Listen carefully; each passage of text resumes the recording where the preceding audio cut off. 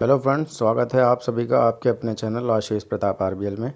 और इस वीडियो में हम लोग बात करेंगे एनसीईआरटी ज्योग्राफी क्लास 6 और ये है लास्ट चैप्टर भारत जलवायु वनस्पति तथा वन्य प्राणी। छोटा सा चैप्टर है, बाकी सारे चैप्टर्स हम लोग अच्छे से पढ़ चुके हैं। इस चैप्टर के बारे में भी पढ़ लेते हैं। भारत जलवायु वनस्पति तथा वन्य प्राणी। मौसम क्या होता है? वायुमंडल में दिन प्रतिदिन होने वाले परिवर्तन को हम लोग मौसम कहते हैं। तापमान, वर्षा, सौर विकिरण, कभी गर्म कभी ठंडा, कभी बादल कभी वर्षा, ये सब मौसम का हिस्सा हैं। भारत के प्रमुख मौसम कौन कौन से हैं? तो दिसंबर से फरवरी तक सर्दी का मौसम होता है, ये ठंडा मौसम होता है। मार्च से लेकर मई तक गर्मी का मौसम होता है, गर्म मौसम। और गर्मी के दिनों में दिन के समय गर्म एवं शुष्क पवन चलती है, इसको लू कहते हैं। जून से लेकर सितंबर तक वर्षा होती है। दक्षिण पश्चिम मानसून का मौसम, तो ये सब आपको पता ही होगा। जून से सितंबर तक वर्षा का दक्षिण पश्चिम मानसून का मौसम। बंगाल की खाड़ी एवं अरब सागर से स्थल की ओर नमी युक्त पवनें पहाड़ों से टकराकर वर्षा करती हैं। तो दक्षिण पश्चिम का मतलब क्या है समझ लेते हैं। जैसे ये आपका मैप होता है, ऊपर उत्तर है, नीचे दक्षिण है, इधर पश्चिम होता है और इधर पूरब होता है। तो जिस तरफ से मानसून आता है उसको दक्षिण पश्चिम मानसून कहते हैं। तो यानी दक्षिण ये है, पश्चिम ये है, इसके बीच से इधर से जो मानसून आएगा इसको हम लोग दक्षिण पश्चिम मानसून कहते हैं। इधर आपको पता है, मान लीजिए ये आपका इंडिया है ना। थोड़ा सा 1 मिनट, ये मान लेते हैं हमारा इंडिया इस तरह से है। थोड़ा सा केवल समझने के लिए समझ लेते हैं। इधर अरब सागर है, इधर बंगाल की खाड़ी है। तो दक्षिण पश्चिम का मतलब इस दिशा से इस दिशा की ओर ये मानसून जाता है। और यहाँ पे आगे आपको पता है हिमालय पर्वत बहुत सारी पहाड़ियों के साथ है। तो यहाँ से नमी अरब सागर और बंगाल की खाड़ी से नमी ले जाकर जब ये पर्वतों से टकराता है तब फिर यहाँ पर इंडिया में वर्षा होती है दक्षिण पश्चिम मानसून से। अक्टूबर से नवंबर शरद या पतझड़ मानसून के लौटने का मौसम होता है। पवन स्थल भागों से लौटकर बंगाल की खाड़ी की ओर तमिलनाडु तथा आंध्र प्रदेश में इस मौसम में वर्षा कराती हैं। अब वर्षा कराने के लिए ज़रूरी होता है नमी, ठीक है। जैसे ये है आपका इंडिया, तो नमी अब इधर से तो अरब सागर से नमी मिल जाती है, इधर बंगाल की खाड़ी से नमी मिल जाती है, तो आगे जाके ये वर्षा कराते हैं। लेकिन जब इधर से आपका मानसून लौटता है तो लौटते हुए मानसून को हम लोग इस साइड से जब मानसून लौटता है ना, तो इधर उत्तर है, इधर पूरब, उत्तर पूर्वी मानसून इसको कहा जाएगा। तो यहाँ पे इस साइड तो कोई इसमें नमी मिलेगी नहीं, तो बारिश करवाने का कोई मतलब नहीं है। लेकिन जब ये बंगाल की खाड़ी से इधर से गुजरता है तो बंगाल की खाड़ी से नमी लेकर इधर आंध्र प्रदेश यहाँ पे है और इसी के नीचे तमिलनाडु है। आंध्र प्रदेश और तमिलनाडु में ये बारिश कराता है लौटता हुआ मानसून, ठीक है।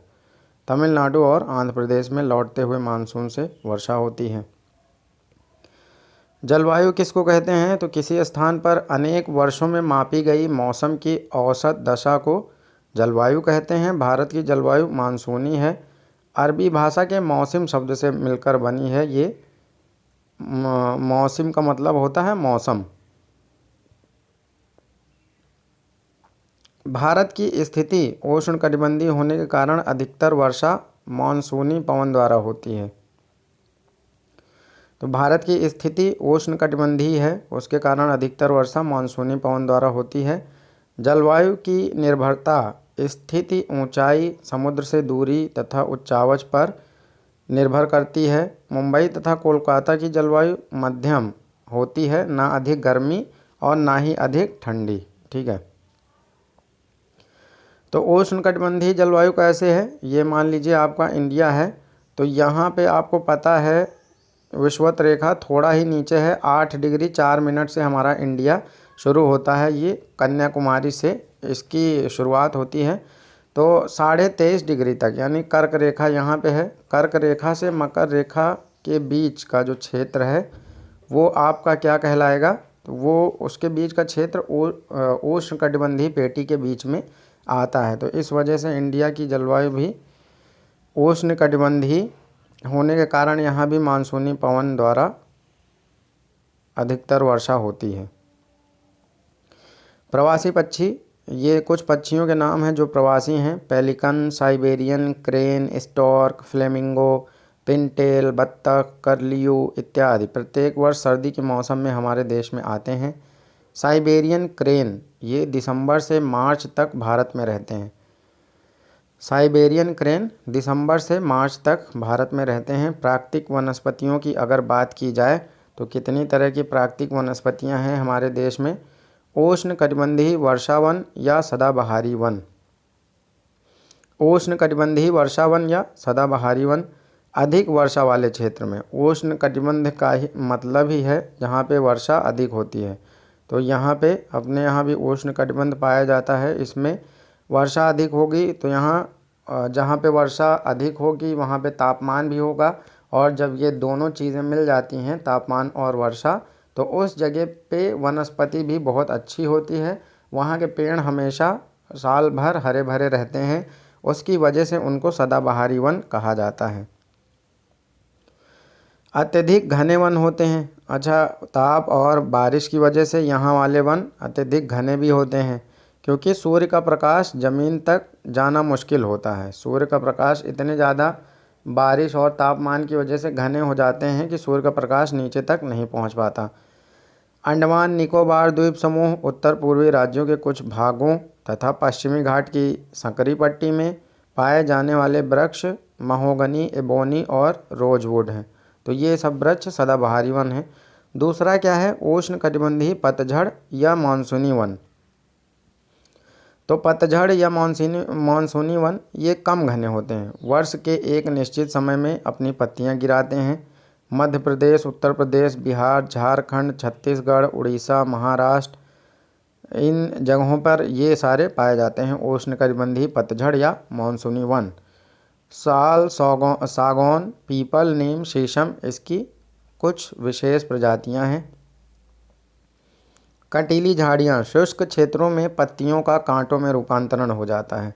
जहाँ पे जैसे रेगिस्तानी क्षेत्र हैं वहाँ पे पत्तियाँ वाष्पन को बचाने के लिए, यानी अपने अंदर के जो पानी है उसको बचाए रखने के लिए चौड़ी की बजाय वो सिकुड़ कर कांटे के रूप में अपने आप को बना लेती हैं, जिससे उनके अंदर का पानी अंदर ही बना रहता है और वे अपने आप को जीवित रख पाते हैं। तो ऐसी झाड़ियाँ राजस्थान, पंजाब, हरियाणा, पश्चिमी घाट के पूर्वी ढाल, गुजरात में कैक्टस, खैर, बबूल, कीकड़ इत्यादि ये सारी चीज़ें पाई जाती हैं इतने राज्यों में। कैक्टस, खैर, बबूल, कीकड़ आदि। पर्वतीय वनस्पतियाँ, ऊंचाई बढ़ने पर तापमान में कमी होती है। जैसे जैसे आप ऊपर जाते हैं वैसे वैसे आपका तापमान घटता जाता है या कम होता जाता है। समुद्र तल से 1500 से 2500 मीटर की ऊंचाई के बीच पेड़ों का आकार शंक्वाकार या शंकुधारी वृक्ष कह सकते हैं। चीड़, पाइन, देवदार आदि ये होते हैं पर्वतीय वनस्पतियाँ। मैंग्रोव वन है लास्ट।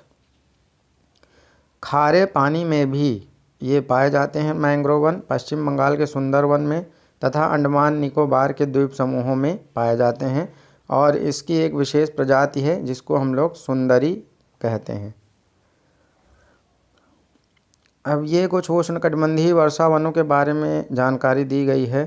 ये कितने मीटर तक किस प्रकार की वनस्पति होती, यहाँ पे आप देख सकते हैं कितना घना वन है उष्णकटिबंधीय वर्षा वन। 1.5 मीटर 5 मीटर तक झाड़ी वाली परत, फिर तरुण वृक्ष, फिर वितान, और उसके बाद फिर उद्गामी परत आदि ये सारी चीज़ें उष्णकटिबंधीय वर्षा वनों के बारे में है। इसके बाद उष्णकटिबंधीय पतझड़ वन आप देख सकते हैं यहाँ पर। जब ठंडियाँ ख़त्म होने लगती हैं तब ये वृक्ष अपनी पत्तियों को गिरा देते हैं, तो इस वजह से इनको पतझड़ वन कहा जाता है। इसके बाद हम लोग पर्वतीय कटीली झाड़ियों को देखते हैं। ये अब देख सकते हैं नागफनी, का वृक्ष है और ये बबूल या कीकर जैसा है। ये भी कोई कटीला वृक्ष ही होगा, आई थिंक खेजड़ी हो सकता है, खेजड़ी होता है रेगिस्तान में इसी टाइप का। पर्वतीय वन, यहाँ पे देखिए ये शंक्वाकार वृक्ष हैं, ये पर्वतों पर ऐसे ही वृक्ष पाए जाते हैं, इधर भी आप देख सकते हैं। और यहाँ पे आप देख सकते हैं मैंग्रोव वन, इनकी जड़ों को आप देखिए, ये जिस क्षेत्र में होते हैं उस क्षेत्र के लिए बहुत ही अच्छा काम करते हैं, क्योंकि जब सुनामी या समुद्री लहरें आती हैं तो उनसे ये तट की रक्षा करते हैं। इतने घने होते हैं और इतने गहरे जड़ें इनकी होती हैं कि ये उनको रोकने में सक्षम होते हैं। यहाँ पे आप जड़ें देख सकते हैं, पानी के अंदर तक भी कितनी घनी जड़ें हैं। तो ये आपका मैंग्रोव वन है, जो जिन क्षेत्रों में ये पाए जाते हैं उन क्षेत्रों के लिए बहुत ही लाभदायक या बाड़ का काम करते हैं। वनों की आवश्यकता क्यों होती है? तो वनों से हमें आश्रय, ईंधन, चारा, ऑक्सीजन, मिट्टी को बांधना, दवाइयाँ, ईंधन, खेल का सामान, फर्नीचर, रबर, इमारती लकड़ी, फल, शहद, गोंद, लाख एवं वन्य जीवों का प्राकृतिक निवास, वर्षा कराने में भूमिका, बहुत तरीके से बहुत इम्पॉर्टेंट हैं वन हमारे लिए। इस वजह से हमें वनों की आवश्यकता है। वन्य प्राणियों के बारे में, प्रत्येक वर्ष अक्टूबर का पहला सप्ताह वन्यजीव सप्ताह के रूप में मनाया जाता है। मोर हमारा राष्ट्रीय पक्षी है, बाघ राष्ट्रीय पशु है। असम में हाथी तथा एक सींग वाले गैंडे पाए जाते हैं। हाथी केरल और कर्नाटक में भी पाए जाते हैं। ऊँट राजस्थान के रेगिस्तान में, हिमालय क्षेत्र में जंगली बकरी, हिम तेंदुआ, भालू आदि पाए जाते हैं। गुजरात के गिर वन में एशियाई शेर और जंगली गधों का निवास है। तो सबसे इम्पॉर्टेंट इसमें गुजरात के गिर वन है, जहाँ पे एशियाई शेर और जंगली गधों का निवास है।